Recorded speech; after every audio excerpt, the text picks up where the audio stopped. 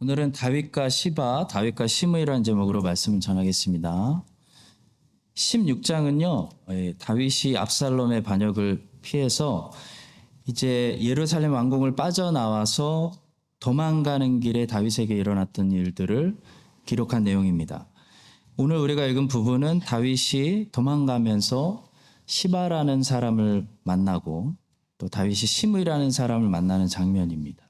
이 장면을 통해서 우리는 예수님의 모형인 이 다윗의 반응을 보면서 이런 일이 터졌을 때 배신당하고 반역당했을 때 다윗이 어떻게 반응하는지 보면서 원형이신 우리 주님의 성품을 엿볼 수 있고요.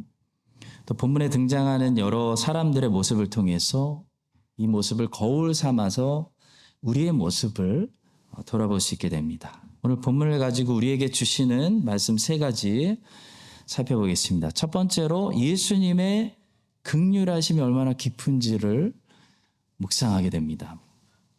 먼저 1절부터 4절은 다윗과 시바의 이야기인데요. 이 시바는 누구냐면 원래 요나단을 섬기는 사람이었습니다. 근데 지금은 요나단의 아들 무비보셋을 섬기는 종입니다. 자, 근데 이 다윗이 왕이 되자마자 뭘 했었냐면 사울의 집안 수색해서 원수 갚은 것이 아니고요. 사울의 아들들 중에 남은 자들에게 은혜를 베풀었습니다. 그 중에서 무비보셋이라는 이 다리를 쩔뚝거리는 요나단의 아들에게 특별히 은혜를 많이 베풀어서 이 무비보셋이 평생 다윗의 식탁에서 같이 식사를 할 수 있게 했죠. 그리고 이 종 시바에게는 사울 집안의 재산을 압수한 것이 아니고 사울 집안의 그 재산을 잘 관리해라 라고 명령을 했습니다. 한번 돌아가서 사무엘하 10장 9절과 10절을 한번 보시겠습니다. 왕이 사울의 시종 시바를 불러 그에게 이르되 사울과 그의 온 집에 속한 것은 내가 다 네 주인의 아들에게 주었노니 너와 네 아들들과 네 종들은 그를 위하여 땅을 갈고 거두어 네 주인의 아들에게 양식을 대주어 먹게 하라. 자, 그리고 한참 세월이 이제 지난 건데요. 오늘 본문에 다시 나타나는 이 시바의 말을 들어보니까 무비보셋이 다윗이 그동안 베풀어준 은혜를 잊어버리고 다윗을 배신해서 다윗을 마중하러 나오지 않고 이렇게 자기만 혼자 나왔다고 다윗에게 거짓말하고 있습니다. 시바가 본문에서 하는 말이 거짓말이라는 것을 우리가 어떻게 아냐면요. 나중에 19장에서 다윗이 다시 안전하게 예루살렘에 돌아올 때 무비보셋을 다윗이 직접 만납니다. 그때 무비보셋이 다윗에게 오해였습니다 하면서 이렇게 말합니다. 사울의 손자 무비보셋이 내려와 왕을 맞으니 그는 왕이 떠난 날부터 평안히 돌아오는 날까지 그의 발을 맵시내지 아니하며 그의 수염을 깎지 아니하며 옷을 빨지 아니하였더라. 예루살렘에서 와서 왕을 맞을 때 왕이 그에게 물어 이르되 무비보셋이여 내가 어찌하여 나와 함께 가지 아니하였더냐 하니 대답하되 내 주 왕이여 왕의 종인 나는 다리를 절므로 내 낙에 안장을 지워 그 위에 타고 왕과 함께 가려 하였더니 내 종이 나를 속이고 종인 나를 내 주 왕께 모함하였나이다 하면서 스토리가 어떤 일이 있었는지 이제 다 오해가 풀리게 됩니다. 그러니까 한마디로 시바가 무비보셋을 다윗에게 배신자라고 모함했습니다. 그래서 무비보셋의 재산을 자기가 다 낚아채려고 오늘 본문에서 자기만 선물 보따리를 들고 다윗에게 나아가서 다윗에게 눈도장을 박는 거예요. 자, 그래서 그 결과로 어떻게 됐냐면 시바가 계획한 대로 다윗이 무비보셋이 나를 배신했구나 라고 결론 내리고 사울의 집안의 전 재산을 이제부터 네가 관리해라 라고 명령을 내려버립니다. 한번 본문 4절을 보시겠습니다. 왕이 시바에게 이르되 무비보셋에게 있는 것이 다 내 것이니라 하니라. 시바가 이르되 내가 절하나이다. 내 주 왕이요 내가 왕 앞에서 은혜를 입게 하옵소서. 자, 여러분 오늘 본문의 이 1절부터 4절까지의 내용이 말씀하는 것은 무엇이냐면 다윗이 이 반역 당하는 중에 정확히 내용을 모르고 시바의 얘기만 듣고 지금 섣불리 판단을 한 거예요. 다시 말해 시바는 다윗에게 당장에 필요한 것들을 공급해 줬지만 그 친절함 뒤에 자기가 왕에게 잘 보여서 무비보셋의 재산을 빼앗으려는 그런 날카로운 발톱을 감추고 있는 것을 다윗은 사람이기 때문에 몰랐다는 거예요. 자, 여러분, 이 본문의 내용이 우리 주님 반역 당하실 때, 주님 배신 당하실 때 그 내용과 어떤 관계가 있을까요? 다윗은 사람의 속내를 다 보지 못하고 모르기 때문에 이렇게 모르게 속았는데요.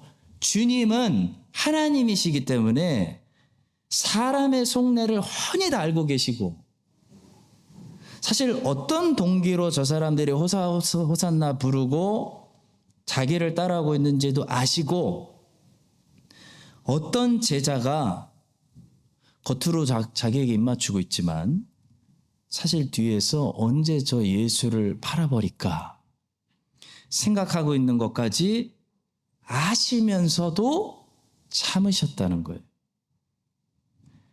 여러분, 모르는 게 약이다. 그 말 아시죠? 모르고 당하면 고통이 적은데요. 누가 나를 욕하는지를 알면 고통이 심해져요. 모르는 게 나아요. 다윗은 모르고 당했어요. 근데 우리 주님은요, 알고 계셨어요. 복음서는 사실 그걸 강조하고 있습니다. 주님이 반역당하실 때 다 알고 계셨다. 그걸 강조해요. 요한복음 2장 23절과 24절. 6월절에 예수께서 예루살렘에 계시니 많은 사람이 그의 행하시는 표적을 보고 그의 이름을 믿었으나 예수는 그의 몸을 그들에게 의탁하지 아니하셨으니 이는 친히 모든 사람을 아시니. 많은 사람들이 예수님께 열광했어요. 예수님이 하시는 표적을 보고.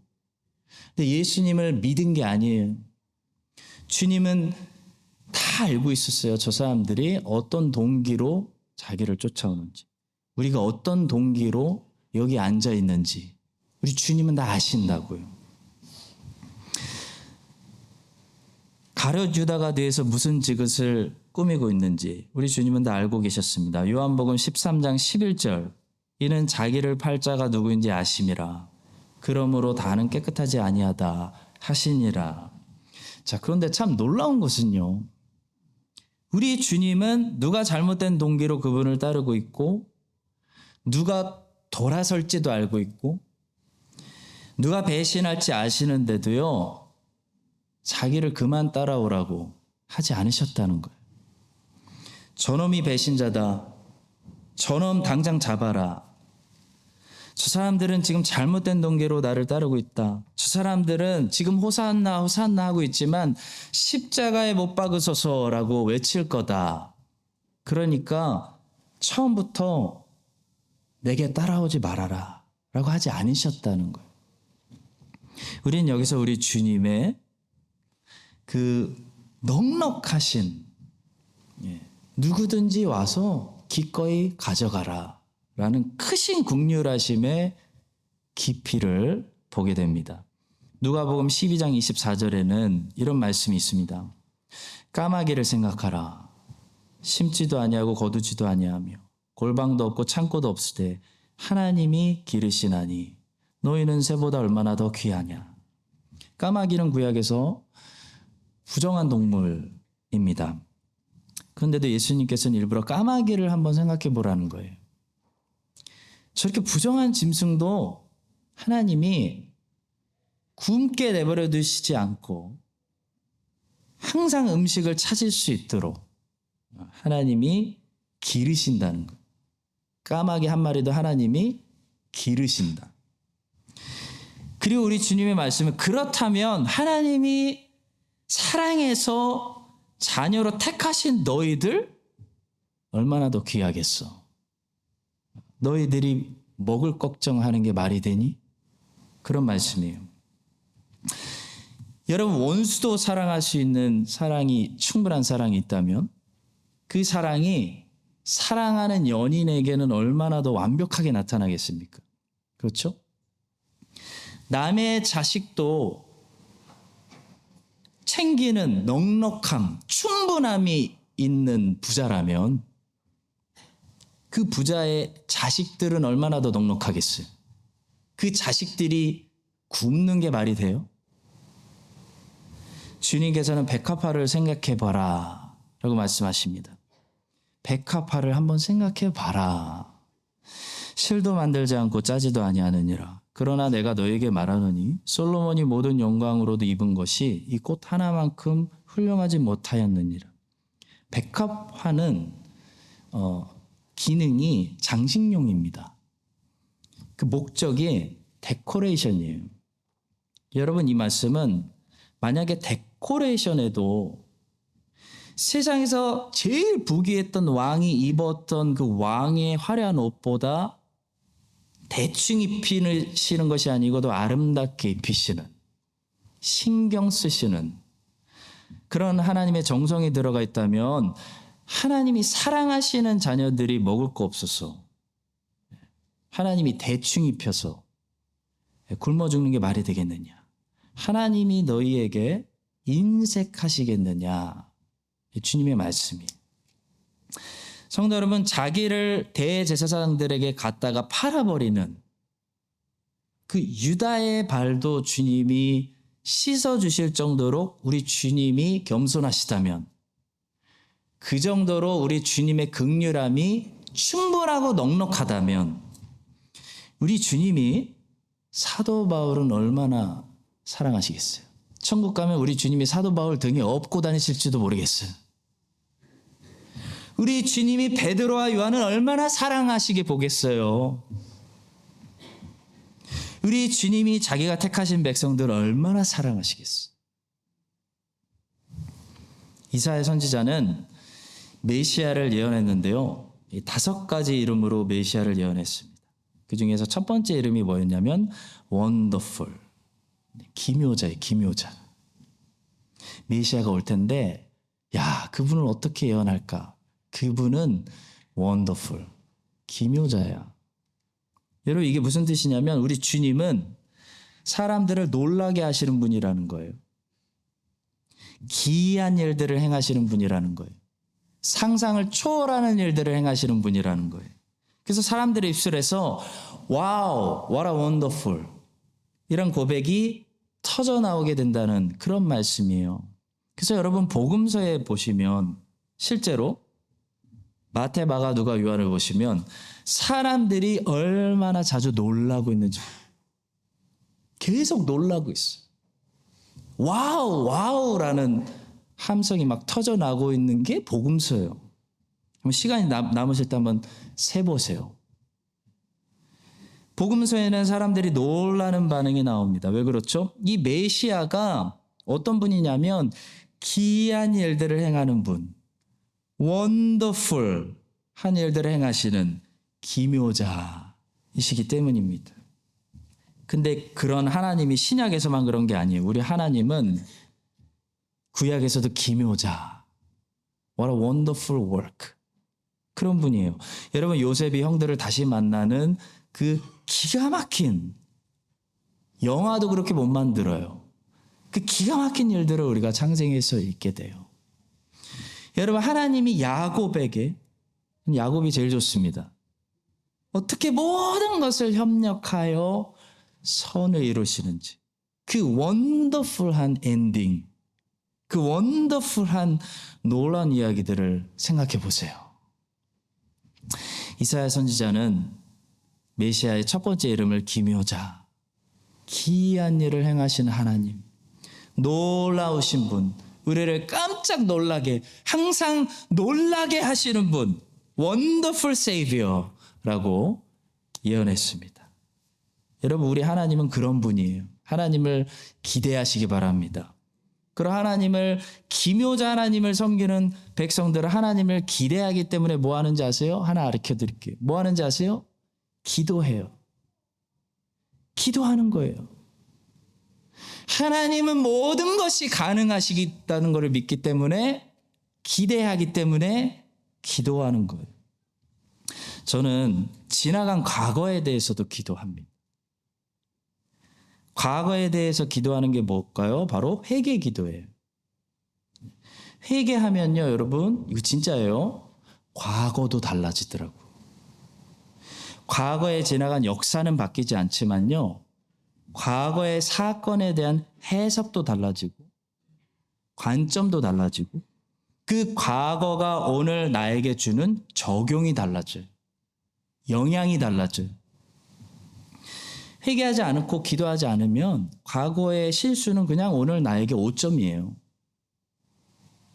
근데 회개하고 기도하면요, 하나님이 그 과거의 실수도 신기하게 협력해서 오늘 나에게 선을 이루시더라고요.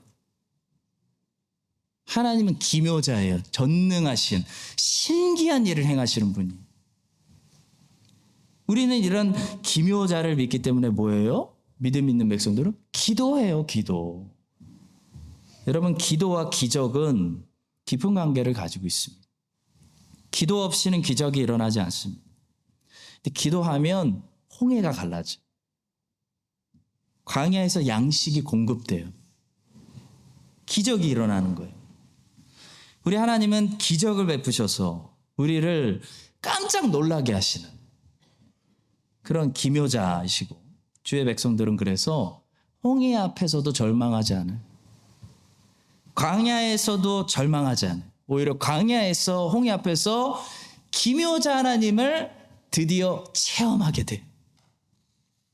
여러분, 이 사실을 기억하시고 새로운 한 주 열심히 기도하시고 기묘자를 경험하시고, 자기를 배신하는 이 유다도 충분히 긍휼히 품으시는 우리 하나님의 그 충분한 그 크신 긍휼하심을 이번 한 주도 매일매일 경험하시는 여러분들 다 되시기를 예수님의 이름으로 축복합니다.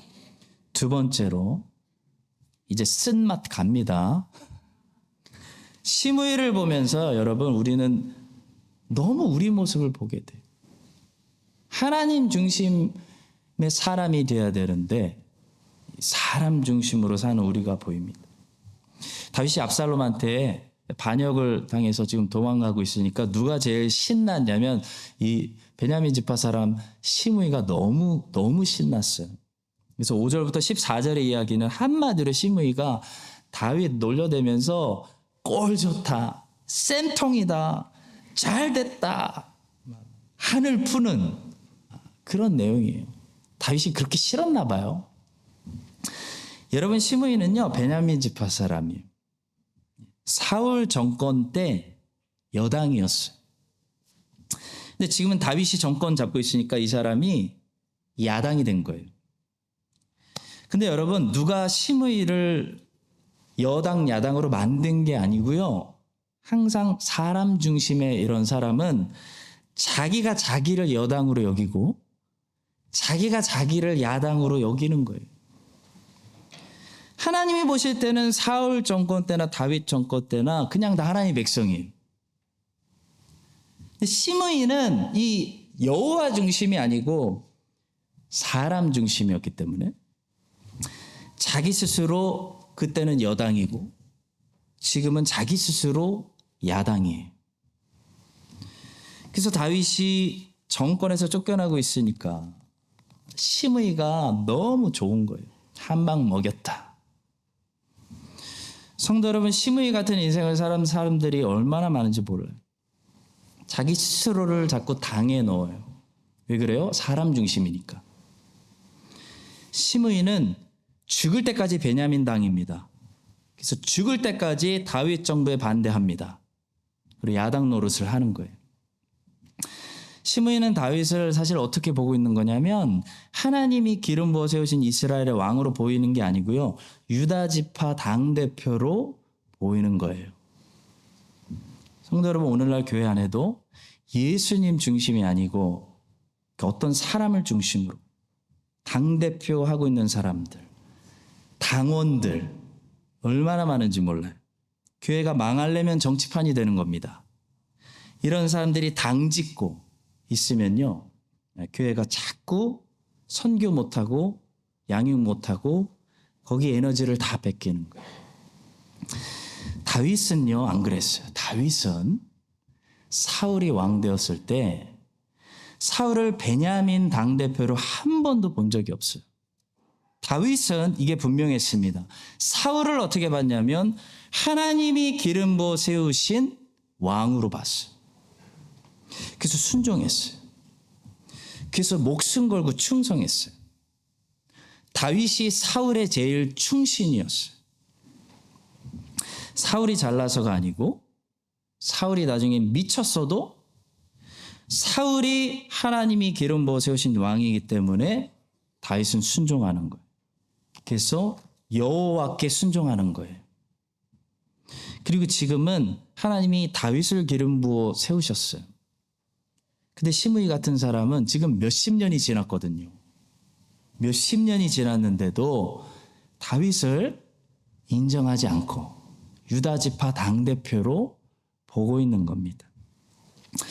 마가복음을 기록한 마가를 통해서 우리가 배울 수 있는 게 있습니다. 그 마가가 이렇게 삶을 추적해 보면 베드로의 비서 역할을 감당했던 것 같아요. 그래서 베드로는 베드로전서 5장 13절에서 이 마가를 뭐라고 부르냐면 내 아들이라고 부릅니다. 한번 보시죠. 택하심을 함께 받은 바벨론에 있는 교회가 너희에게 문안하고 내 아들 마가도 그리하니라. 그래서 마가복음은 마가가 베드로의 설교를 듣고 성령의 감동을 받아서 쓴 우리가 복음서라고 분류합니다. 그래서 마가복음을 읽으시면 베드로 이야기가 많이 나오고 베드로의 부끄러운 모습들이 많이 나와요. 자, 그리고 바울과 함께 2차 전도 여행을 떠났던 그 빌립보 교회 감옥에 바울과 함께 같이 갇혀서 두들겨 맞았던 실라 아시죠? 실라는 바울의 비서 역할을 감당했던 것 같습니다. 근데 참 놀라운 것은요, 이 마가나 실라는 베드로 당이나 바울 당에 들어가지 않았다는 거예요. 이게 너무 우리가 칭찬할 점이에요. 어떻게 알 수 있냐면 나중에 보니까 서로 바꿔서 이래요.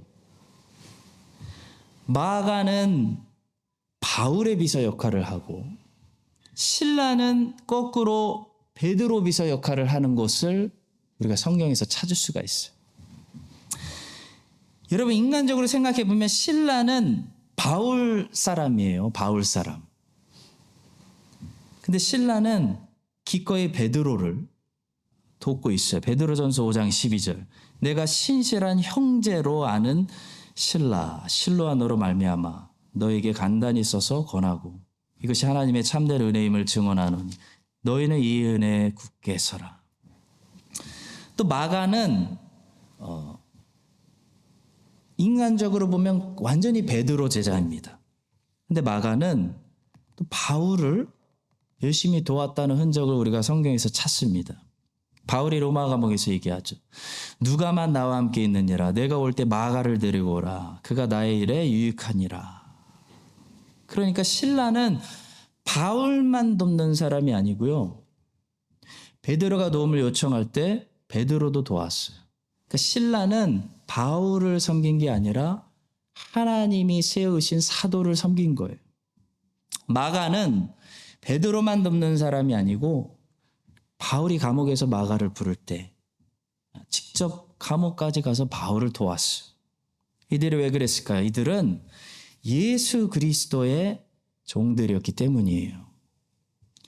반면에 고린도에는 예수 그리스도의 사람이 아니라 이 본문의 시므이처럼 베드로 중심으로, 바울을 중심으로, 아볼로를 중심으로, 특히 목회자들을 중심으로, 사람 중심으로 당을 짓는 그런 사람들이 있었어요. 그 교회에.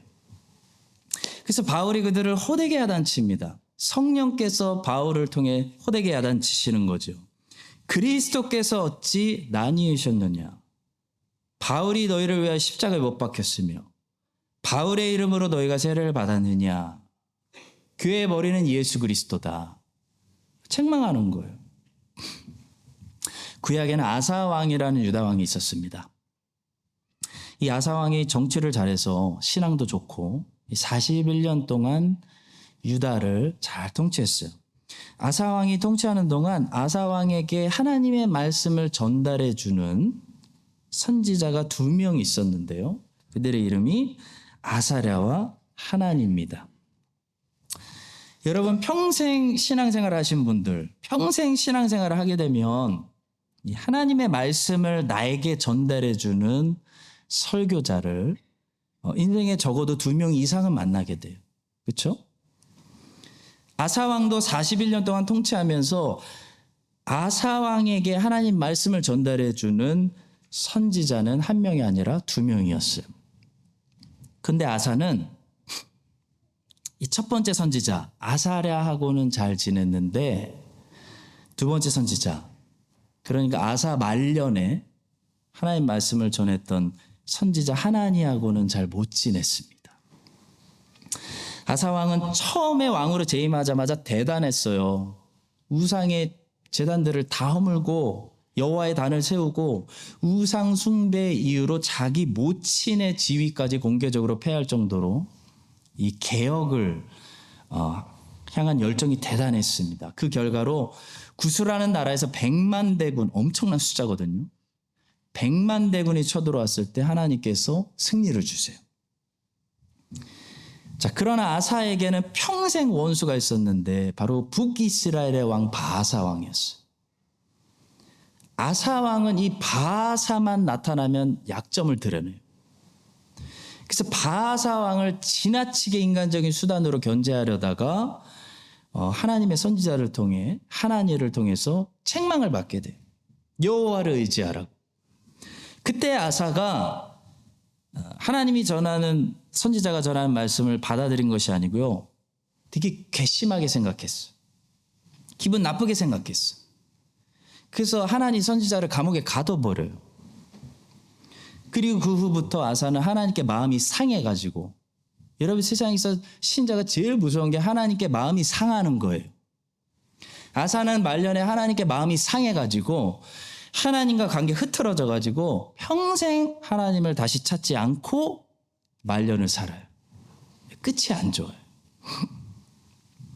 여러분, 저는 이번 주에 이 아사 왕의 삶을 묵상하면서 내 평생에 저에게 하나님의 말씀을 가르쳐주고 공급해 주시는 그 하나님이 보내주신 설교자들하고 내가 잘 지내는 것이 얼마나 중요한가 하는 생각을 하게 됐습니다.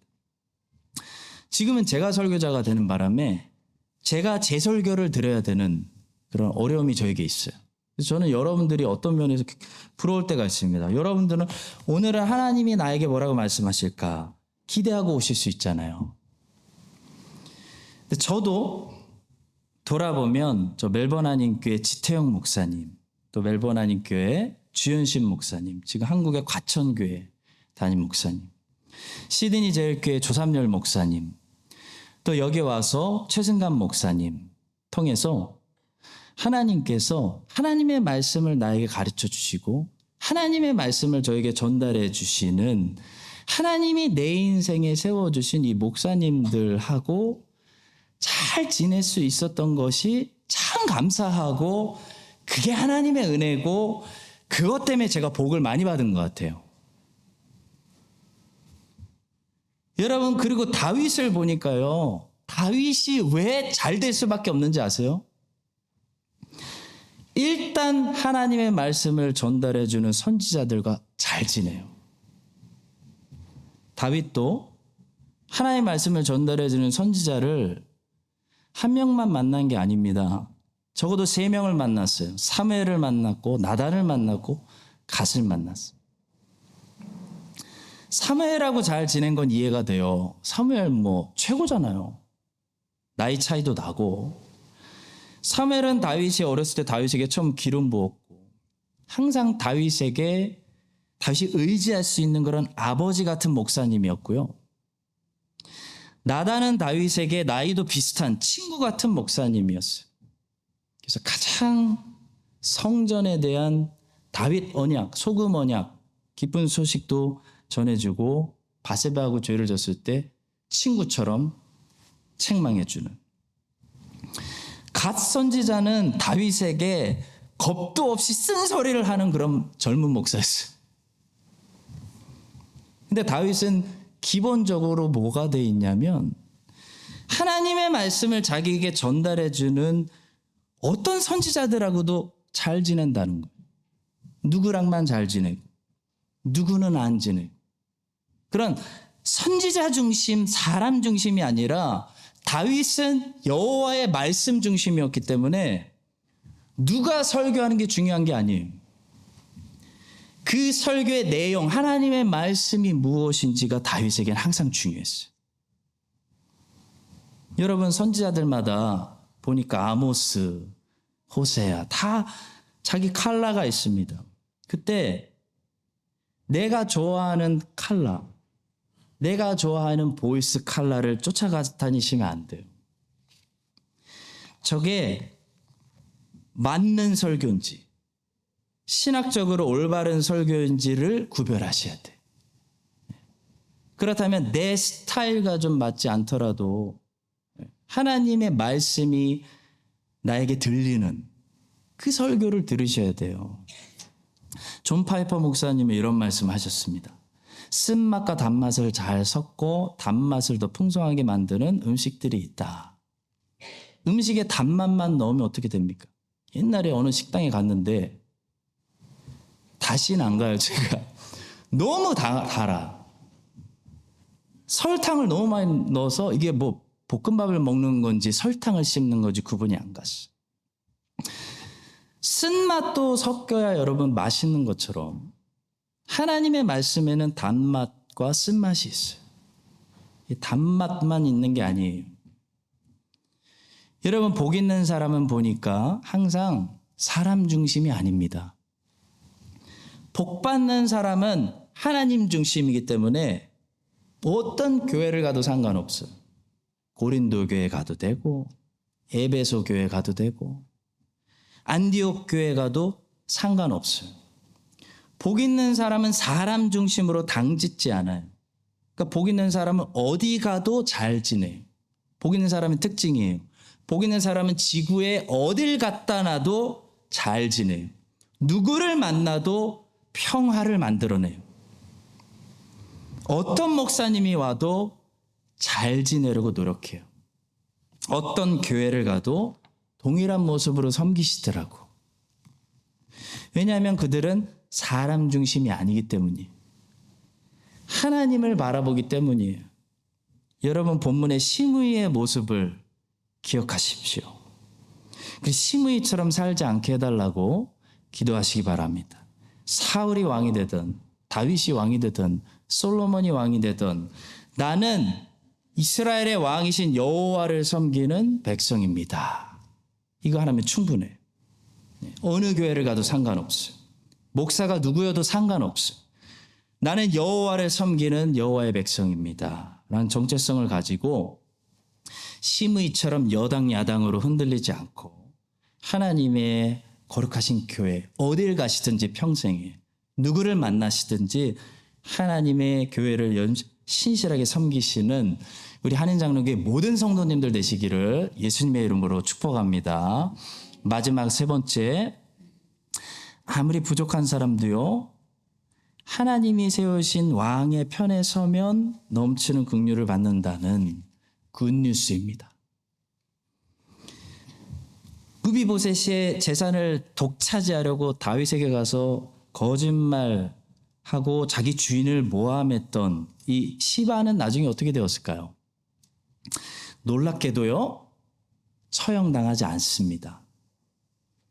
놀랍게도 다윗이 나중에 무비보셋의 말을 듣고 무비보셋을 향한 오해가 다 풀린 다음에도 시바를 물려서 처벌하지 않고요, 무비보셋에게 오히려 뭐라고 얘기하냐면 시바와 함께 재산 반반씩 나눠 가지라고 말합니다. 사무엘하 19장 29절입니다. 왕이 그에게 이르되 내가 어찌하여 내 일을 말하느냐, 내가 이르노니 너는 시바와 밭을 나누라. 여러분, 저는 다윗이 시바를 처형시킬 줄 알았어요. 근데 다윗은 시바를 살려둡니다. 이유가 중요해요. 왠지 아세요? 시바가 물론 재산이 욕심나서 자기 주인까지 거짓말로 모함했을 정도로 잘못했지만 시바가 진짜 잘한 게 있어요. 시바는 압살롬의 편에 서지 않고 반역하는 곳에 서지 않고 하나님이 정하신 왕 다윗 편에 섰다는 거예요. 다윗 편에 서서 다윗에게 쓸 것을 가져왔어요. 본문 1절입니다. 다윗이 마루턱을 조금 지나니 무비보셋의 종 시바가 안장 지운 두 나귀에 떡 200개와 건포도 100송이와 여름 과일 100개와 포도주 한 가죽 부대를 싣고 다윗을 맞는지라. 이게 중요해요, 여러분. 다윗이 쫓겨났을 때 다윗 신나게 꼴 좋다, 쌤통이다 욕하고 비판했던 시므이 어떻게 됐을까요, 여러분? 다윗이 다시 부하들 끌고 왕궁으로 돌아올 때 시므이부터 죽여 처형시켰을까요? 아니요. 놀랍게도 시므이는 처형당하지 않습니다. 시므이는 나중에 솔로몬에게 처형당하게 되는데 그때도 솔로몬이 시므이를 바로 처형시키지 않아요. 아도니아를 중심으로 반역을 일으켰던 요압은 바로 처형시키는데 시므이는 바로 처형시키지 않아요. 예루살렘에서 벗어나지만 않으면 평생 살 수 있도록 솔로몬이 은혜를 베풉니다. 그런데 시므이가 약속을 어기고 밖으로 나갔기 때문에 일종의 도피성에서 나갔기 때문에 솔로몬에게 처형을 당하게 된 거죠. 성도 여러분, 여기 중요한 메시지가 있어요. 다윗은 솔로몬은 시므이에게 살 기회를 줘요. 왜냐하면 시므이가 비록 본문에서 다윗을 신나게 욕했지만 비록 몇십 년 동안 당짓고 막 그랬지만 반역하지 않았어요. 압살롬의 편에 서지 않았기 때문이에요. 그리고 다윗이 다시 왕궁으로 돌아올 때 다윗을 영접했기 때문에 이게 중요해요. 다윗을 맞는지라, 다윗을 영접하는지라, 이게 중요한 거예요. 시므이가 다윗을 영접합니다. 여러분 한번 보시죠. 왕께 이르되 내 주여 원하건대 내게 죄를 돌리지 마옵소서. 내 주 왕께서 예루살렘에서 나오시던 날에 종의 패역한 일을 기억하지 마시오며 그렇게 욕을 하더니 왕의 마음에 두지 마옵소서. 왕의 종 내가 범죄한 줄 아옵기에 오늘 요셉의 온 족속 중 내가 먼저 내려와서 내 주 왕을 영접하나이다. 이게 중요한 거예요, 여러분. 잘 들으세요. 사랑하는 성도 여러분. 누구든지 죄인이어도 거짓말하고 재물을 욕심부리고 당짓고 욕하고 비판하더라도 누구든지 그리스도를 영접하는 자에게는 뭐가 있어요? 하나님의 긍휼이 나타나요. 자기 땅에 오매 자기 백성이 영접하지 아니하였으나 영접하는 자, 그 이름을 믿는 자들에게는 하나님의 자녀가 되는 권세를 주셨으니 이게 복음이에요. 시편 1편만 유명한 것이 아니고 시편 2편도 유명합니다. 시편 2편의 제일 마지막 구절에 아주 복음적이고 유명한 말씀이 있습니다. 그의 아들에게 입맞추라. 그렇지 아니하면 진노하심으로 너희가 길에서 망하리니 그의 진노가 급하심이라. 여호와께 피하는 모든 사람은 다 복이 있도다. 다윗에게 입맞추고 다윗에게 피한 사람들은 다 살았어요. 그렇지만 압살롬의 반역에 동참했던 사람들은 하나님이 다 심판하세요. 다 처형당해요. 끝까지 그러나 다윗 편에 섰던 사람들, 진짜 이 나쁜 사람들, 이 죄인들 다 살았어요. 왜? 하나님의 뜻대로 했기 때문이에요. 하나님이 세우신 왕의 편에 섰기 때문이에요. 그게 하나님께 순종한 거예요. 여러분, 우리가 하나님의 넘치는 긍휼을 얻게 되는 까닭은 우리가 도덕적으로 뛰어나기 때문이 아닙니다. 우리가 하나님의 넘치는 긍휼을 얻게 되는 것은 하나님의 뜻대로 하나님이 세우신 왕에게 오늘도 입맞추기 때문이에요. 예수 그리스도 안에는 풍성하고 충분한 하나님의 은혜와 용서하심과 긍휼하심이 있습니다. 누구든지 예수 그리스도 안으로 오면 하나님의 은혜를 받는 거예요.